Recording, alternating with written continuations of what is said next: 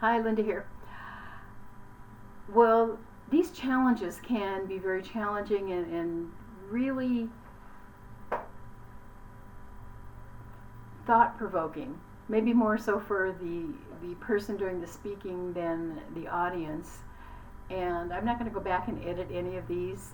And the 11 that I did in May, I sent for to have them transcribed as I was counting some of the ums and the filler words.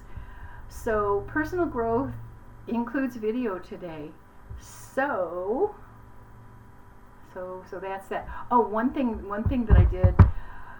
Tony Robbins said something about when we stand up, we double our energy. When we're sitting down and doing seminars, from a seated position, our energy is cut in half. But he said when we stand up, we double our energy.